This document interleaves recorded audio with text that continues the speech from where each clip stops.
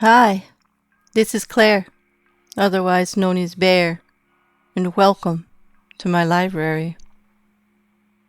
Today, I'd like to introduce you to the writer, Christopher Moore, an American author known for his humor, wit, and intelligence.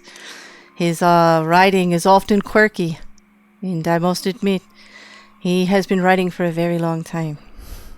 The story I'm going to read today is from 1987, and it's one of two shorts that he wrote at the same time. And although he does not believe that it is his best work, it is actually a testament, as he would state, that you just get better as you go. And he was trying new things, and it worked. And this story actually spoke to me. I hope you'll enjoy it, and it's called Our Lady of the Fishnet Stockings. I'm going to link Christopher Moore's website below. I hope you'll check out some of his other very interesting, creative, and, well, I just think fabulous writing. I only discovered him 2 years ago, and I gotta give the credit to that to my friend Jinzu. And we were talking about quirky, intelligent writers, and his name came up. And I'm forever grateful for it, because for the last 2 years I've been reading his catalog, and I haven't found anything that wasn't totally enjoyable and didn't thrill me in some way. And I hope this story, when I'm done reading it for you, will entice you to check him out. Of course, if you don't already know who he is. Our Lady of Fishnet Stockings by Christopher Moore. Part 1. The Miracle. The men with the guns came into the village at dawn and demanded food and drink. There were 20 of them, all dressed alike, except for one who wore a black beret and called himself Colonel Mendez. They ate and drank as they wished, and by mid-morning they all lay full-bellied in the shade of the huts, belching and farting, while Sister Octavia attended to their wounds, which were mostly suffered from moving through the jungle carelessly. By noon they were all asleep, except for two that stood guard at the edge of the village. The children were not allowed to go into the fields to pick cotton, as they usually did, but were made to stay in the huts while their parents gathered the supplies that Colonel Mendez had demanded. Sister Octavia asked the colonel to show restraint in his demands, because it was a poor village and had little to spare. The colonel smiled and said that he understood the plight of the people. When his men prepared to leave, they took several of the prettiest girls in the village and bound their wrists to long leashes. His men needed someone to cook the food the villagers had donated to the cause, he said. Sister Octavia pleaded with the colonel to take her to do the cooking, and when his men laughed at her, Mendez pushed her to the ground. It was then that the stone hit him in the head. The men with the guns stopped laughing and turned in the direction of the attack. Little Estrella, who was not yet 7, stood alone, weighing a second stone in her tiny hand. Mendez was furious. As he turned towards his small attacker, she hurled the second stone, which sailed by his ear. "You piece of dung," she said. The men with guns looked from the little girl to their leader. Colonel Mendez drew his pistol and aimed it at the child. Sister Octavia scrambled to the child and shielded her with her body. The colonel ordered the nun to stand clear. She begged for mercy in the name of God. Mendez ordered his men to aim their weapons. Estrella called him a piece of dung. Mendez ordered his men to fire. The sound of automatic assault rifles drowned anything else that was said. When the firing stopped, Mendez dropped to his knees and began pleading to the Blessed Virgin for mercy. The bullets had stopped in mid-air. 2 feet away, the nun and the child still cowered from the noise they thought was the sound of their death. The bullets hung there, still. The men dropped their guns and joined the colonel in prayer. Sister Octavia looked around and fainted when she saw the bullets hanging in the air in front of her. It was a definite, concrete, tangible, empirically verifiably manifestation of the power of God. It was proof, at last, that mankind was not doomed to its own devices. It was a miracle. Estrella seized the opportunity to throw a third and larger stone, which nearly fractured Colonel Mendez's skull.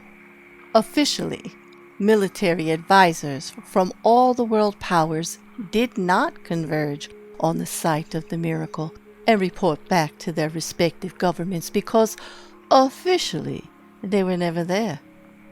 Nevertheless, teams of scientists were dispatched to the site, and despite strict orders for secrecy, they reported to the world that they had no way short of a miracle to explain the force that held the 207 7.62 millimeter, 240 grain, fully jacketed hollow point bullets in the air. Furthermore, they reported that their need for secrecy seemed to be very unimportant in light of what they had found. Pilgrims began filtering in from all over the country, and military activity on both sides was suspended. Military aircraft were removed from the airports to make way for increased commercial traffic carrying pilgrims from other countries. Sister Octavia was flown to the Vatican, where she related the story of the miracle to Pope Julius. It was on Pope J's word that the stopping of the bullets, as it's being called, would be officially declared a miracle by the Church. The Pope ordered that a trip be planned that he might view the bullets in person. When the Pope's plane left Rome, Las Vegas had the odds at 7-5 for the Pope calling a full miracle. But because of the large contingent of cardinals the Pope was traveling with, all bets on Vatican intramural basketball were suspended until after the trip. As the Pope's entourage loaded into Land Rovers, the odds jumped to 2-1 for the miracle as the world drew a collective breath of hope. By the time the Pope's caravan drove into the village, no one was betting. Too many had been burned by taking the last-minute long shot against Armstrong's one small step for man to risk bucking the odds again. Estrella, wearing a pink dress and, for the first time in her life, shoes. She was waiting for the pontiff at the place where the bullets had stopped. She knelt and kissed the Pope's ring, and he gave her a somewhat distracted blessing. The 207 coppery combs hanging in the air next to her, however, grabbed Pope J's full attention, and much to the chagrin of the traveling Swiss Guard, who had traded helmet and halberd for silk suit and shoulder holster, he stepped in front of the bullets and raised his arms.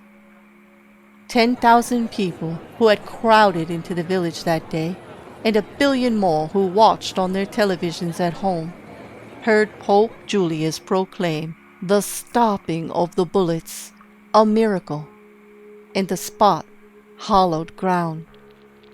They heard the Pope promise that the Church would build a great shrine around the bullets so the people might visit and always remember.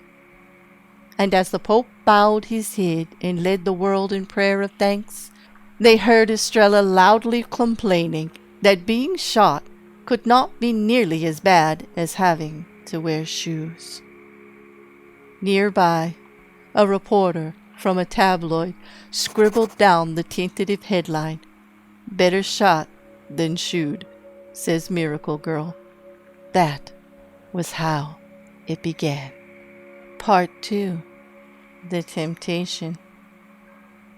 The public delighted at the miracle. The Church was privately vexed that God had chosen such impious vehicles for his power. Certainly Sister Octavia was true in her faith, and a fine representative of the church in some jerkwater jungle village. But she lacked the presence and eloquence to speak for the church about the single most important event in a millennium. It was decided that Sister Octavia would be given an important but low-profile position at the Vatican and brought out and paraded around on holidays or when someone threatened war, which had stopped all over the world, by the way, since the miracle.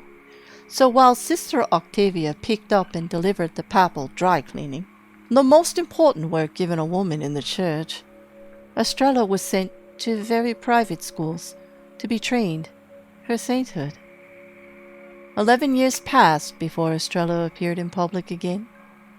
Over the years, the church leaked select tidbits of Estrella's life to the press. She was a perfect student, an accomplished athlete, a painter, and a poet. She was teaching crippled children to walk with crutches, helping deaf children learn sign language, and blind children to read Braille. There was always enough information about Estrella in the news to keep the public aware of her, but never enough for the Bigfoot chasers to distort.